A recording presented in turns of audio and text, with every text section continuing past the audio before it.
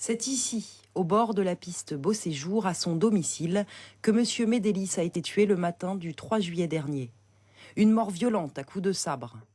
Les meurtriers ont transporté le corps mutilé dans la voiture de la victime.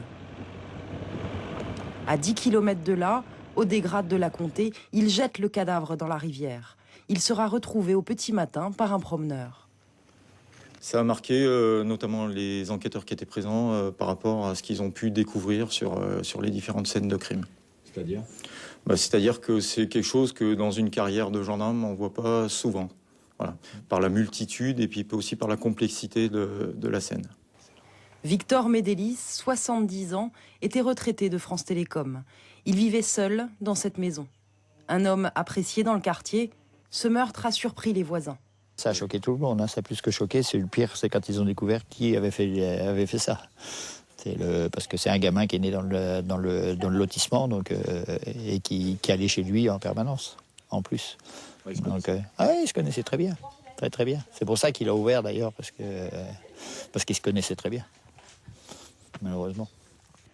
4 mois d'enquête, une dizaine de gendarmes mobilisés et à l'issue, 2 meurtriers présumés identifiés. Des investigations donc, sur 4 mois, donc, dans un délai très court, grâce à de la téléphonie, grâce à de l'ADN, ont permis donc, l'interpellation d'un jeune homme de 16 ans qui, pendant sa garde à vue, a avoué les faits. Le mineur, un voisin de la victime, a été arrêté mercredi. Il a été mis en examen pour assassinat et vol et placé en détention provisoire. En l'absence de mobile, le parquet et l'avocat de la défense ont demandé une expertise psychiatrique. Elle nous questionne sur quoi, cette affaire, cette violence? Elle nous questionne d'abord, pour mon client en tout cas, sur finalement sa santé psychologique, à savoir si au moment des faits, celui-ci finalement n'a pas eu son discernement aboli ou altéré.